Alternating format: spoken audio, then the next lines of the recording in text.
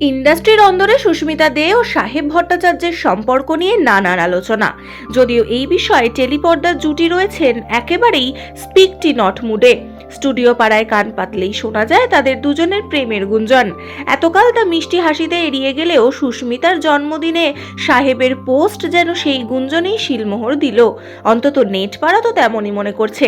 কি এমন লিখলেন সাহেব যা দেখে এমনটা মনে হচ্ছে? এদিন সুস্মিতার সঙ্গে একটি ছবি পোস্ট করে সাহেব লিখলেন, হয়তো আমাদের এই যাত্রা পথ দীর্ঘ হবে, কিন্তু এও জানি যে তোমার সঙ্গে সেই পথ চলা খুব সহজ ও সচ্ছল হবে।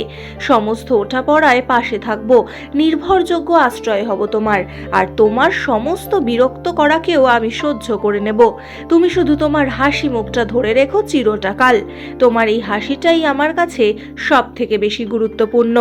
আর সাহেবের এই পোস্টের পর থেকেই নেটিজেনদের বক্তব্য, সুস্মিতার জন্মদিনের মতো শুভ দিনেই ইঙ্গিতপূর্ণ পোস্টের মাধ্যমে সম্পর্কে শিলমোহর দিলেন সাহেব। বলে রাখা ভালো, ইন্ডাস্ট্রিতে কান পাতলেই শোনা যাচ্ছে চলতি বছরেই নাকি 4 হাত 1 হবে সাহেব ও সুস্মিতার। যদিও তারা দুজনে এই নিয়ে এখনো কিছু জানাননি। শুটিং ফ্লোর থেকে শহরের বাইরের নানা অনুষ্ঠানে, এমনকি বিদেশের মাটিতেও একসঙ্গে দেখা গিয়েছে তাদের।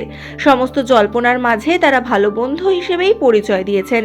তবে এবার সেই সব জল্পনা উস্কে দিয়েছে সুস্মিতার উদ্দেশ্যে করা সাহেবের আদুরে পোস্ট।